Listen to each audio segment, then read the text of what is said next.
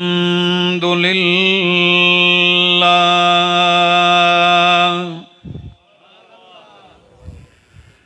الحمد لله رب العالمين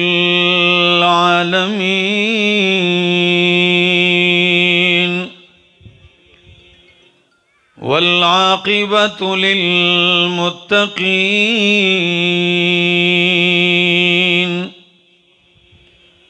والصلاة والسلام على أشرف الأنبياء وإمام المرسلين وعلى آله وأصحابه وأهل بيته أجمعين.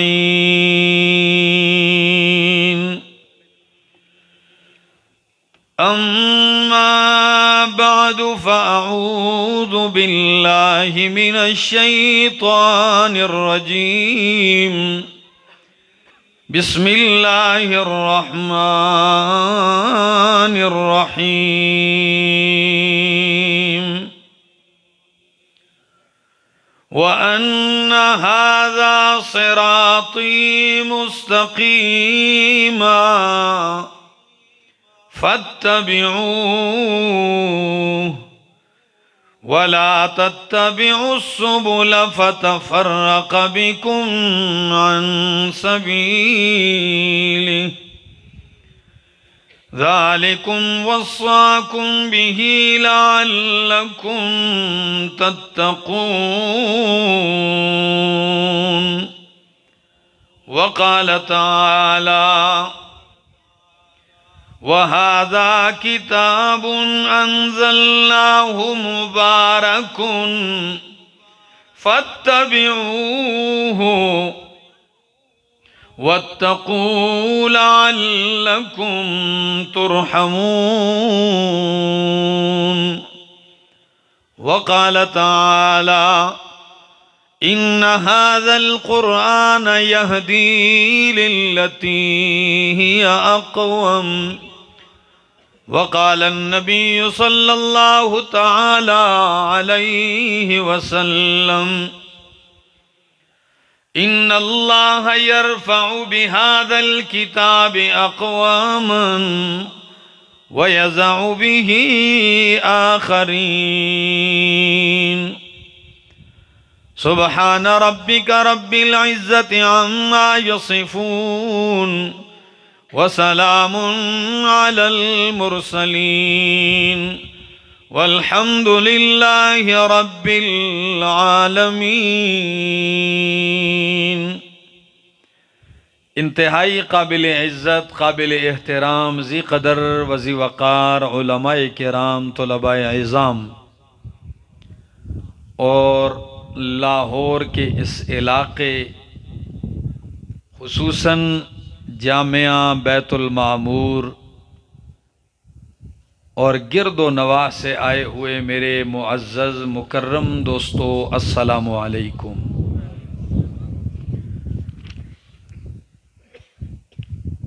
آپ کے اس جامعہ میں یہ پہلا پروگرام ہے اور پہلا اجتماع ہے.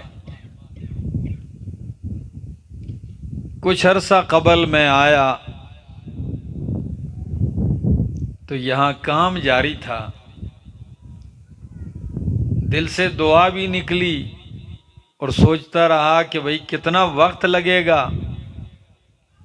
اللہ نے اتنی جلدی سے اس کام کو تکمیل تک پہنچایا کہ وہ جامعہ تیار بھی ہو گیا اور آج وہ اپنا ثمر بھی دے رہا ہے اور ہمارے سامنے ہے.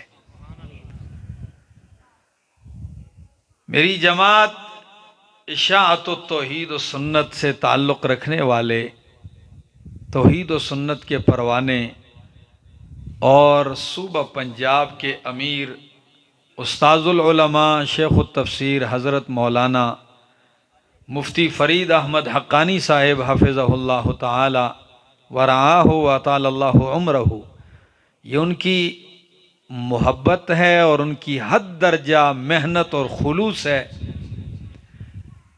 کہ انہوں نے جس کام کا آغاز کیا الحمدللہ آج وہ اپنی محنت اپنی آنکھوں سے دیکھ رہے ہیں۔ اللہ ان کی اس محنت کو مزید ترقی اور قبولیت نصیب فرمائے۔ ہمارے آج کے اس اجتماع کے مہمان خصوصی قائد انقلاب قرآنی شیخ القرآن والحدیث حضرت مولانا محمد طیب طاہری صاحب حفظہ اللہ تعالی ورعاہ وہ ہیں، وہ تشریف لا چکے ہیں۔ میں ان کی آمد سے پہلے چند لمحے آپ کا وقت لوں گا اور آپ کی توجہ کا طلبگار رہوں گا۔ آپ میری طرف توجہ رکھیں تاکہ ایک طویل سفر کر کے میں آیا ہوں، میں آپ کو کچھ سنا سکوں اور آپ اپنے دل کے برتن میں کتاب و سنت کے کچھ موتی لے سکیں۔ اللہ ہم سب کو عمل کی توفیق عطا فرمائے۔ دوستو، انسانیت کی کامیابی کے لیے اللہ رب العزت نے ایک عظیم دستور عطا فرمایا ہے جس کا نام ہے قرآن مقدس، اور یہ کہ ایسی لازوال لاجواب بے مثال اور معجز کتاب ہے کہ یہ بیک وقت کتاب اللہ بھی ہے، کلام اللہ بھی ہے۔ اللہ نے ہر دور میں نبی کو اپنے دعوی نبوت کی تائید اور تصدیق کے لیے معجزات عطا فرمائے۔ ماحول کے مطابق سیدنا موسیٰ علیہ السلام کا دور جادوگری کا تھا، ان کے زمانے میں سحر بڑے عروج پر تھا اور جادوگروں کا بڑا ایک مقام تھا۔ اللہ نے موسیٰ علیہ السلام کو معجزہ ایسا عطا کیا کہ جب فرعون نے میدان لگایا مقابلے کا اور 3000 امام راضی رحمہ اللہ فرماتے ہیں 3000 اونٹوں پر صرف جادوگروں نے ساحروں نے اپنی لاٹھیاں اور رسیاں لادیں اور میدان تک پہنچائیں۔ اب 3000 اونٹ کچھ معنی رکھتے ہیں، ایک عجیب منظر ہے۔ ان کی وہ رسیاں بھی سانپ دکھائی دینے لگی۔ اللہ کے پیغمبر کلیم اللہ علیہ السلام پریشان ہو گئے کہ میرا عصا بھی معجزہ ہے، یہ تو معجزہ وہ بھی سانپ بنے گا، ان کی لاٹھیاں بھی سانپ دکھائی دینے لگی، تو لوگ جادو میں اور معجزے میں فرق کیا کریں گے؟ حق اور باطل کے اندر التباس آ جائے گا، کیسے واضح ہوگا؟ اللہ نے فرمایا میرا کلیم فکر نہ کیجئے، القی عصاک، لاٹھی پھینکیے۔ جب موسیٰ علیہ السلام نے میدان میں لاٹھی پھینکی، قرآن کہتا ہے فَإِذَا هِيَ تَلْقَفُ، یکا یک موسیٰ علیہ السلام کے اس عصا نے ایک ہی نوالا کر کے سارے سانپوں کو نگل لیا، اور معجزے کی حقانیت ثابت ہو گئی۔ ساری دنیا کے جادوگر سجدے میں گر پڑتے ہیں مقابلے میں آنے والے اور ایمان لے آتے ہیں۔ عیسیٰ علیہ السلام کے دور میں ڈاکٹری طب حکمت عروج پر ہے، بڑے بڑے حکیم ہیں، آج تک ان کا نام چلتا ہے، لیکن اللہ نے اپنے پیغمبر عیسیٰ روح اللہ علیہ السلام کو معجزہ ایسا عطا کیا کہ کائنات کا کوئی ڈاکٹر اور طبیب بھی ایسے نہیں کر سکتا۔ مادرزاد نابینا ہے، کون اسے آنکھوں کی بینائی دے سکتا ہے؟ جو ماں سے پیدا ہی اندھا ہو اس کی بینائی کا علاج کون سا کر سکتا، کون ڈاکٹر کر سکتا ہے؟ اور پھر بڑی بات کہ مردہ مر گیا تو کہتے ہیں بھائی ختم، لے جاؤ، لیکن عیسیٰ علیہ السلام کو معجزہ ایسا عطا کیا جب ہاتھ پھیرتے اللہ بینائی عطا کرتے، مردے سے کہتے قم باذن اللہ، اللہ اسے زندہ کر دیتے۔ اب یہ کوئی ڈاکٹر اور حکیم نہیں کر سکتا تھا، لیکن نبی پاک صلی اللہ تعالی علیہ وسلم کے زمانے میں عروج شاعری کا تھا، فصاحت و بلاغت کے چرچے تھے۔ عرب کو اپنی عربیت پہ اتنا ناز کہ پوری دنیا تقسیم کر دی، اپنے آپ کو عرب اور باقی ساری کائنات کو عجم کہتے تھے۔ عجم کا معنی کیا ہوتا ہے؟ گنگا، چاڑا، یعنی ساری دنیا چاڑے ہیں۔ اور کافی حد تک بات ٹھیک بھی ہے کہ ہماری بولی کا دامن ہی اتنا تنگ ہے۔ آپ کی زبان میں یہ جو شعر ہوتا ہے اس کے کتنے نام ہیں؟ جی لاہور کے لوگوں ایک ہی ہے شعر، پشتو میں بھی ایک ہی نام ہے، منظرے کہتے ہیں، کوئی کہتے ہیں زمرے، انگریزی میں بھی ایک ہی نام ہے اس کا۔ لیکن عربیت کا کمال یہ ہے کہ 550 سے زیادہ نام ہیں شعر کے، 550 سے زیادہ۔ اسد بھی نام ہے، غضنفر بھی نام ہے، اللہ، بہت سارے نام ہیں۔ اتنی وسیع زبان۔ ہماری بولی میں دل کے درد کے اظہار کے لیے کتنے جملے ہیں؟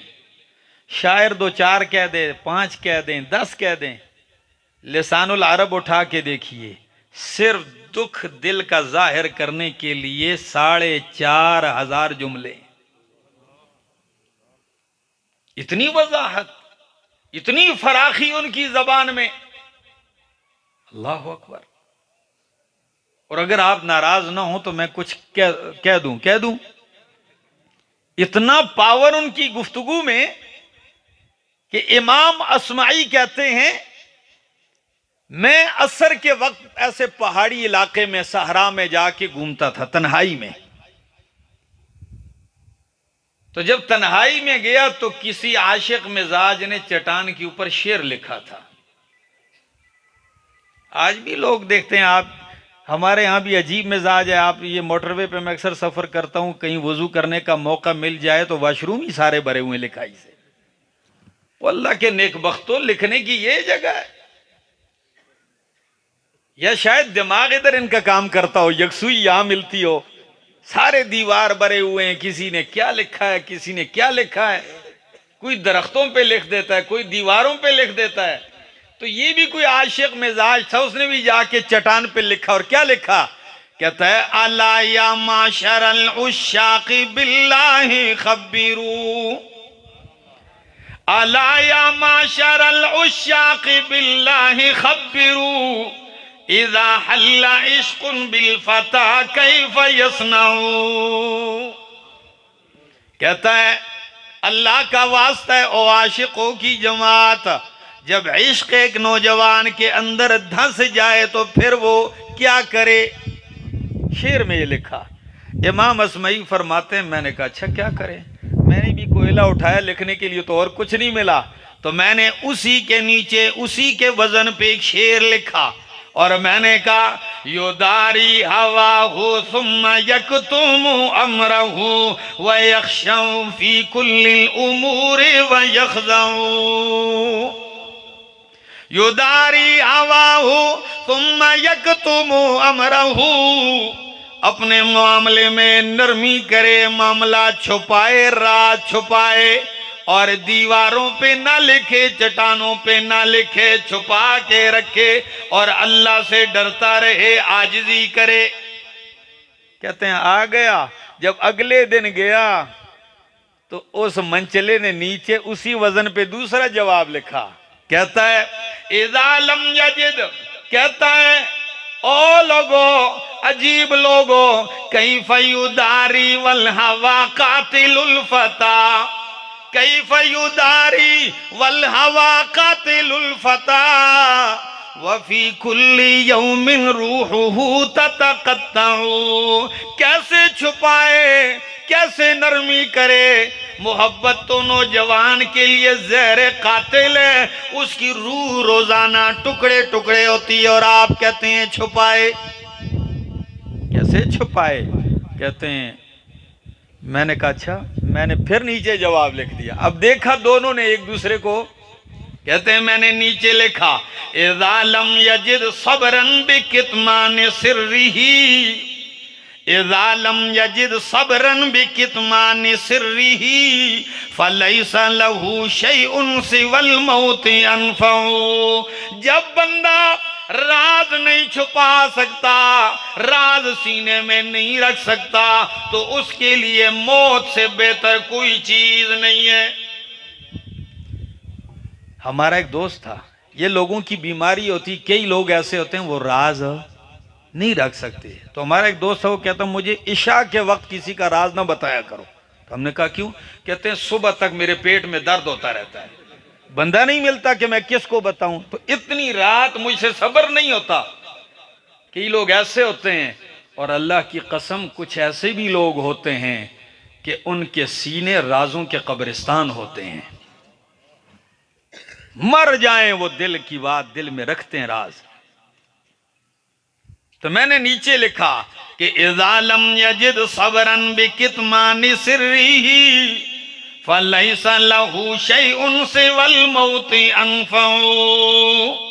اس کے لیے موت سے بہتر کوئی چیز نہیں. جب اگلے دن عصر کے وقت آیا تو چٹان کے پاس دیکھتا ہوں ایک جوان مرا ہوا پڑا ہے. نے کہا مر تو سکتا ہوں، نہیں چھپا سکتا ہوں. یہ امام اصمعی نے لکھا ہے.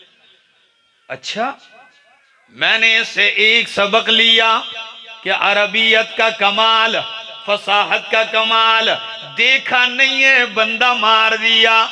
اتنی طاقت ہے ان کے کلام میں، اتنی گفتگو کرتے ہیں. صحبان بن وائل، امام ابن کثیر نے البدایہ والنہایہ میں لکھا ہے کہ صحبان عرب کا وہ شاعر گزرا ہے.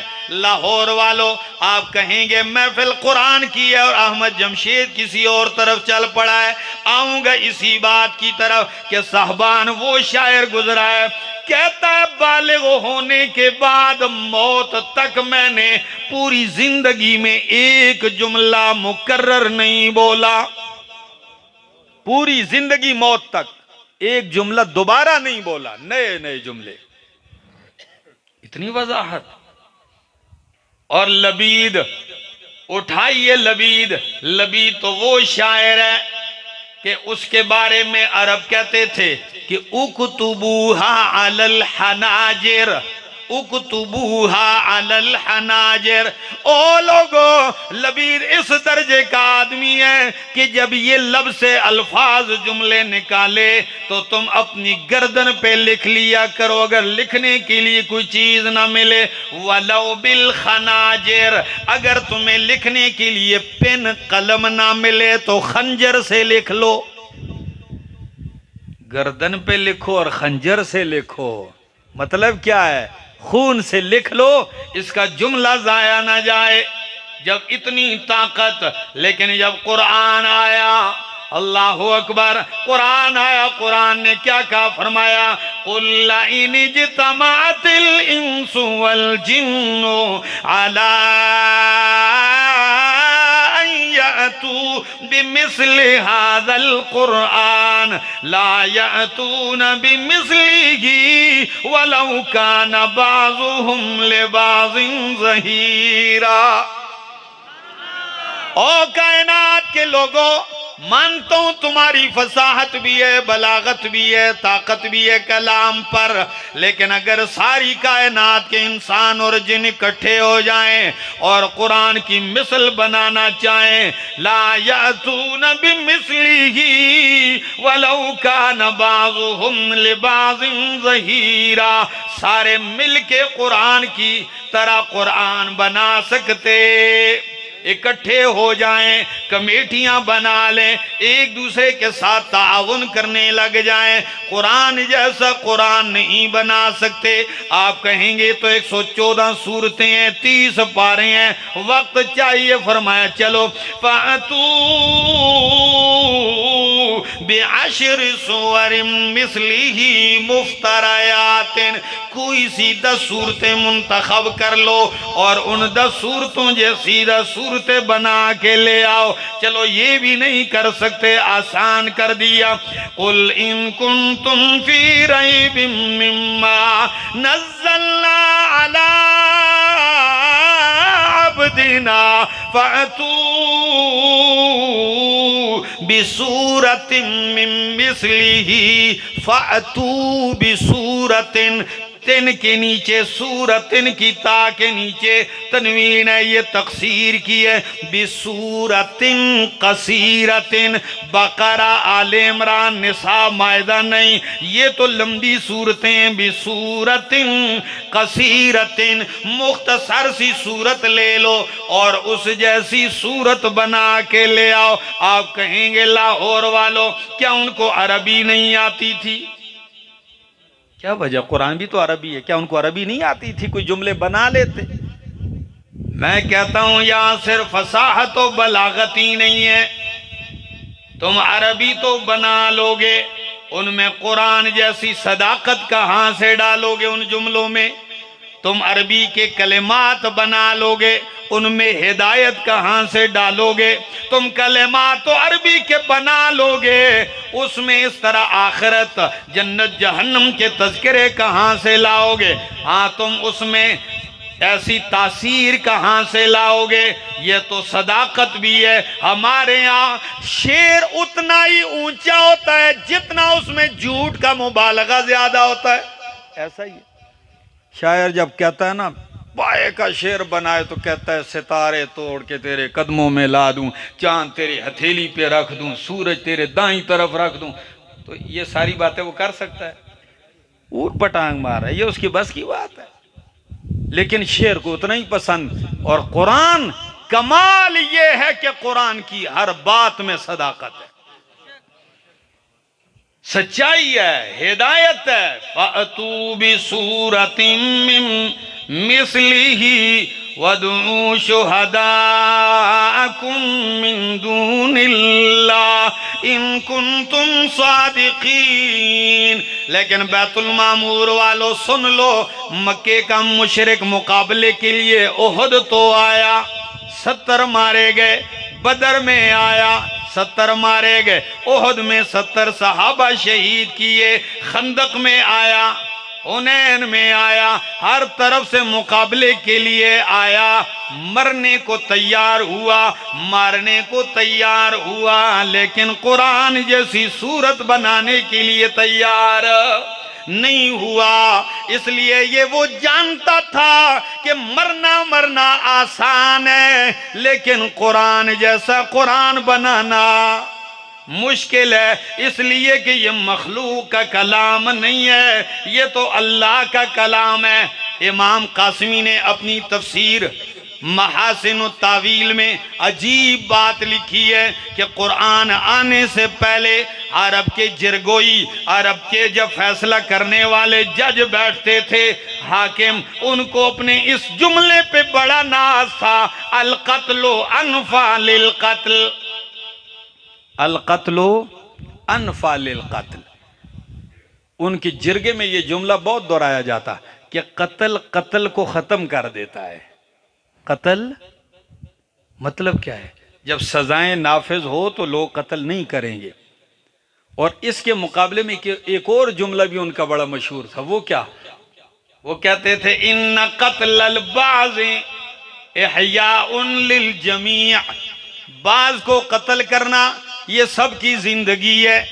اور کبھی کبھی وہ یہ جملہ بھی کہہ دیتے تھے کہ اکثر القتل لیقل القتل، قتل زیادہ کرو تاکہ قتل کم ہو جائیں، ان کو ان جملوں پہ ناز۔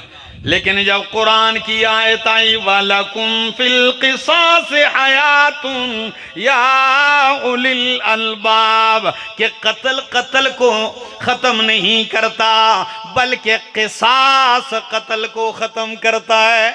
وَلَكُمْ فِي الْقِصَاصِ حَيَاتٌ، اور قتل کا لفظ بھی نہیں استعمال کیا، قصاص کا لفظ جو انصاف پہ دلالت کرتا ہے، جو بدلے پہ دلالت کرتا ہے، جو امن پہ دلالت کرتا ہے۔ وَلَكُمْ فِي الْقِصَاصِ، اور علماء بیٹھیں کہ القصاص کو معرفہ ذکر کیا اور حیاتن کو نکرہ ذکر کر دیا کہ صرف قصاص میں زندگی ہی نہیں، حیاتن عظیمتن، یہ تنوین بھی تفخیم کی ہے، بہت بڑی زندگی ہے۔ قرآن وہ کمال والی کتاب ہے۔ میں کبھی کبھی سوچتا ہوں، امام اصمعی کہتے ہیں ایک دن میں جا رہا ہوں صحرا میں، اگر آپ مجھے اجازت دے تو میں کچھ کہوں، کہہ دو سبحان اللہ۔ اتنا تو مجھے پتہ چلنا چاہیے کہ لوگ جاگ رہے ہیں۔ امام اصمعی فرماتے ہیں میں جا رہا ہوں، بیابان جگہ ہے، ایک 6 سال کی بچی بکریوں کا ریوڑ چرا رہی ہے۔ 6 سال کی بچی بکریوں کا ریوڑ چرا رہی ہے، اور آپ کو پتہ ہے جب بکریاں چرانے والے فارغ ٹائم میں بیٹھتے ہیں نا تو ایسی چٹان پر بیٹھ کے قصیدے پڑھتے رہتے ہیں۔ میں بھی پہاڑوں پہ بہت سفر کرتا ہوں، یا زیادہ فارغ ہو تو وہ ایک لمبی سی ہوتی ہے بانسری، وہ بیٹھ کے بجاتے رہتے ہیں اور اس کی وہ آواز پورے چٹانوں سے ٹکراتی ہے، گونج ہوتی ہے، تو وہ بھی ریوڑ ہانکتے ہوئے جا رہی ہے اور اشعار پڑھ رہی ہے، اور اشعار بھی اس درجہ فصاحت سے بھرے ہوئے کہ امام اصمعی جیسا آدمی چکرا گیا اور ایک دم کہنے لگا قاتلک اللہ ما افصحک، قاتلک اللہ ما افصحک، او تو مریں کتنی فصیح ہیں۔ ان کو میں ہمارے کہتے ہیں آپ مریں قاتلک اللہ، اللہ تجھے مارے، کتنی فصاحت ہے تیری بولی میں، قاتلک اللہ ما افصحک۔ تو وہ بچی مجھے دیکھ کے کہنے لگی بابا جی او یعد ھذا فصاحتا، کیا میری شاعری کو، میرے کلام کو اب بھی تم فصاحت میں شمار کرتے ہو؟ حالانکہ قرآن آ چکا ہے ان اللہ جمع فی آیت واحدت بین امرین و نہیین و خبرین و بشارتین۔ اللہ نے قرآن کی ایک آیت میں 2 امر، 2 نہی، 2 خبریں اور 2 بشارتیں سنائی ہیں۔ عوام شاید اس سے اس طرح مستفید نہ ہو، تو امام اصمعی فرماتے ہیں میں نے کہا اچھا وہ کون سی آیت ہے؟ وہ کہنے لگی وہ یہ آیت ہے سورۃ القصص 20واں پارہ، وَأَوْحَيْنَا إِلَىٰ أُمِّ مُوسَىٰ أَنْ أَرْضِعِيهِ فَإِذَا خِفْتِ عَلَيْهِ فَأَلْقِيهِ فِي الْيَمِّ وَلَا تَخَافِي وَلَا تَحْزَنِي إِنَّا رَادُّوهُ إِلَيْكِ وَجَاعِلُوهُ مِنَ الْمُرْسَلِينَ۔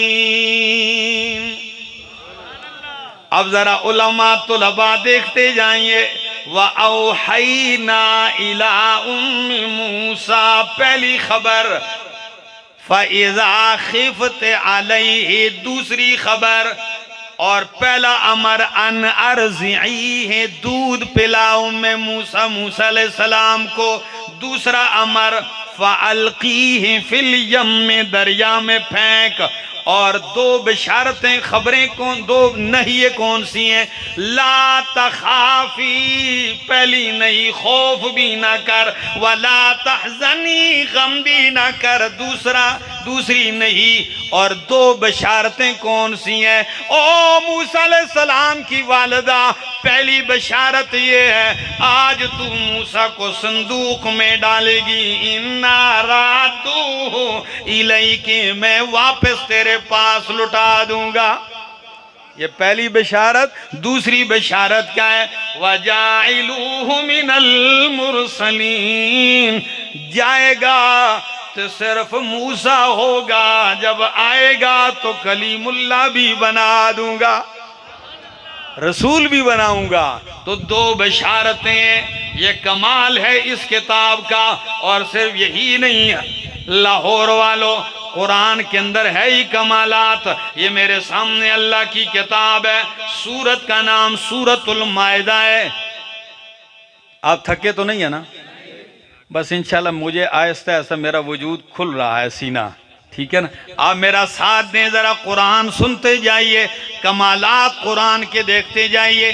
امام اصمعی کہتا ہے مجلس لگی ہوئی ہے، اہل علم بھی بیٹھے ہیں، بدو پینڈو کسی پینڈ کا رہنے والا وہ بھی آیا ہوا بیٹھا ہے، اور یہ آرابی جو پینڈ کے لوگ ہوتے ہیں نا، بے دڑک بول بھی جاتے ہیں۔ تو صحابہ کرام رضوان اللہ تعالی علیہ مجمعین بھی کہتے تھے کہ ہم دعا کرتے اللہ کسی دیہاتی صحابی کو بھیج دے تاکہ آ کے بے دڑک سوال کرے اور نبی علیہ السلام علم کا خزانہ کھولیں تو ہمیں بھی فائدہ ہو۔ تو کہتے ہیں مجلس لگی ہوئی ہے، امام اصمعی فرماتے ہیں قرآن کی آیت پہ بات چلتی گئی، تو چلتے چلتے چوری کا ذکر آیا، میں نے یہ آیت پڑھ دی، وَالسَّارِقُ وَالسَّارِقَةُ، چوری کرنے والا مرد اور چوری کرنے والی عورت، فَاقْطَعُوا أَيْدِيَهُمَا، ان کے ہاتھ کاٹ دو۔ چور مرد ہو یا عورت ہو ثابت ہو جائے تو کیا کر دو؟ ہاتھ کاٹ دو۔ جزاء بما کسبا، یہ بدلہ ہے اس کا جو انہوں نے کیا ہے جرم گناہ، نکالا من اللہ واللہ عزیز حکیم۔ تو میں بھول گیا عزیز حکیم کی جگہ واللہ غفور الرحیم پڑھ دیا۔ تو ہم کہیں گے فرق تو ایک ہی، کوئی خاص نہیں پڑتا، عزیز حکیم بھی اللہ ہے اور غفور الرحیم بھی۔ لیکن وہ پنڈ کا رہنے والا بدو اٹھ گیا، کہنے لگا ہاذا کلام من، بابا جی یہ کس کا کلام آپ نے پڑھا؟ تو میں نے کہا ہاذا کلام الرحمن، یہ رحمان کا کلام ہے۔ وہ مجھے کہنے لگا ہاذا لیس کلام الرحمن، کہتا ہے رحمان کا کلام نہیں ہے۔ میں چونک گیا کہ اتنی دلیری سے میں قرآن پڑھتا ہوں، وہ کہتا ہے رحمان کا کلام نہیں ہے۔ میں نے کہا اچھا یہ بتاؤ حل قرأت القرآن، تو نے قرآن پڑھا ہے؟ کہتا ہے نہیں۔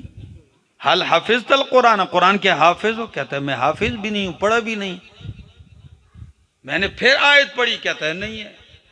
میں نے کسی ساتھی سے کہا جاؤ مسجد سے قرآن کا کوئی نسخہ لے آؤ۔ کہتے ہیں کوئی بندہ گیا قرآن لے آیا مسجد سے، میں نے سورہ مائدہ آیت نمبر 38 کھولی، جب آیت پڑھی وَالسَّارِقُ وَالسَّارِقَةُ فَاقْطَعُوا أَيْدِيَهُمَا جَزَاءً بِمَا كَسَبَا نَكَالًا مِّنَ اللَّهِ وَاللَّهُ عَزِيزٌ حَكِيمٌ۔ جب عزیز حکیم پڑھا تو پنڈ کا رہنے والا بدو کہنے لگا ہاذا کلام الرحمن، کلام رحمان کا کلام تو یہ ہے۔ تو میں نے کہا او پنڈ کے رہنے والے، کیا تو نے سورۃ مائدہ پڑھی ہے کہ اس آیت کو تو نے یاد کیا؟ وہ کہتا ہے میں نے مائدہ بھی نہیں پڑھی، دیکھی ہی نہیں تو پڑھی کیا ہے؟ تو میں نے کہا خدا کے نیکبخت، تو نے نہ قرآن پڑھا، تجھے کیسے پتا چل گیا کہ یہ پہلی آیت قرآن اللہ کا کلام نہیں ہے؟ تو کہہ رہا تھا، وہ کہتا ہے اس لیے کہ واللہ غفور الرحیم کا پیچھے کی بات سے جوڑ نہیں تھا۔ کیا؟ اللہ پیچھے کی آیت سے جوڑ نہیں تھا، کیوں؟ انہو ان کان غفرا ورحما لما قطع۔ واللہ غفور رحیم کا معنی ہے کہ اللہ بخشنے والا مہربان ہے، تو اگر اللہ نے بخشا ہوتا تو ہاتھ کیوں کاٹا ہوتا؟ انہو ان کان غفرا ورحما لما قطع، تو ہاتھ کیوں کاٹا جاتا؟ لیکن جب تو نے کہا عزیز حکیم تو میں سمجھ گیا کہ اس کا جوڑ ملتا ہے، انہو عزا فحکما فقطع، کہ جب وہ عزیز ہے زبردست ہے تو اس نے فیصلہ سنایا، جب فیصلہ سنایا تو مجرم کا ہاتھ کاٹ دیا۔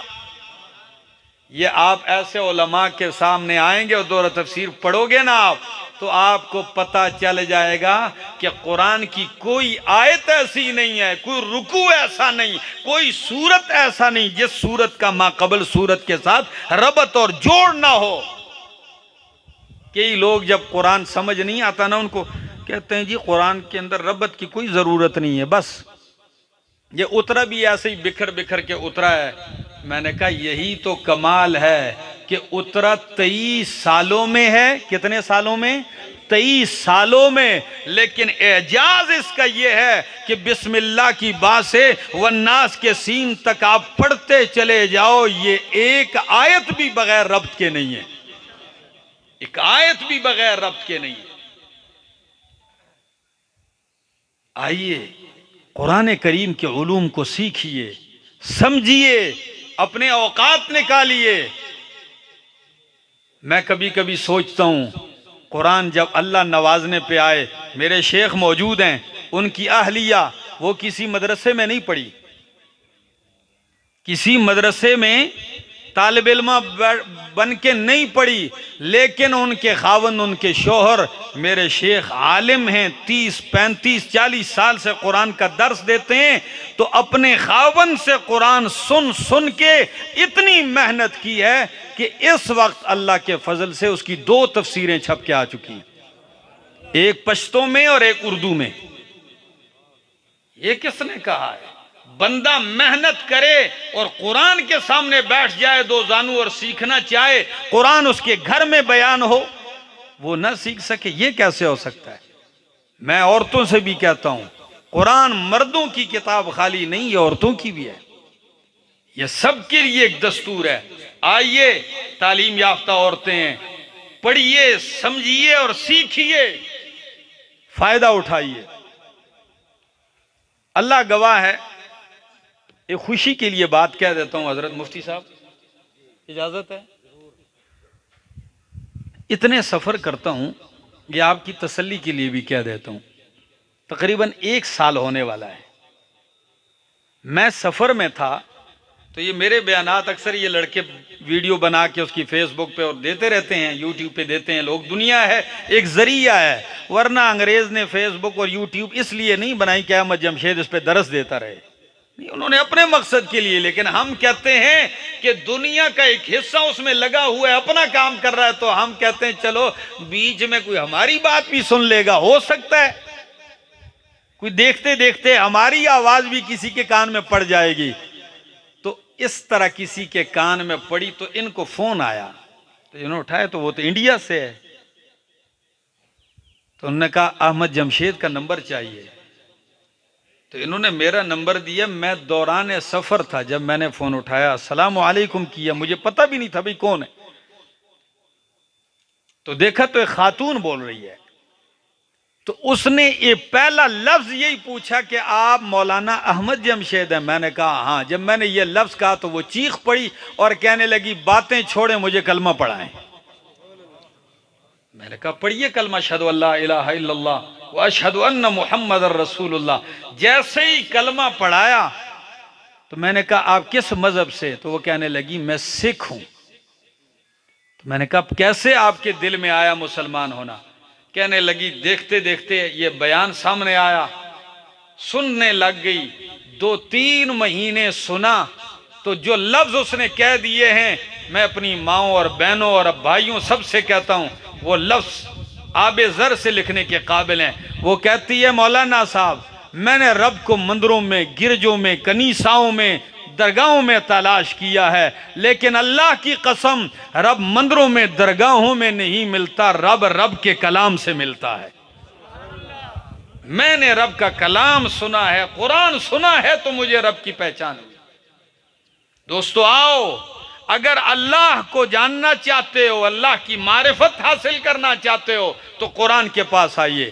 علامہ ابن قیم رحمہ اللہ اپنی کتاب مدارج السالکین میں ایک باب باندھتے ہیں، وہ کہتے ہیں کہ ایمان کا ایک حصہ محبت بھی ہے اللہ سے، عبادت کا تیسرا حصہ ہے، عبادت 3 چیزوں کا نام ہے، محبت، امید، ڈر۔ محبت، امید اور یہ تینوں چیزیں ملتی ہیں تو عبادت بنتی ہے۔ تو وہ کہتے ہیں اللہ سے محبت یہ دل میں کیسے آتی؟ 15 اسباب ذکر کیے، ان میں سے پہلا سبب یہ ذکر کیا اللہ کا قرآن ہے۔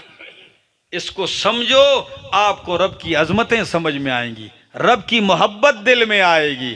آئیے انشاءاللہ قرآن سمجھیں گے، سیکھیں گے، قرآن کی اس تحریک کا ساتھ دو گے، زندگی باقی، ملاقات باقی۔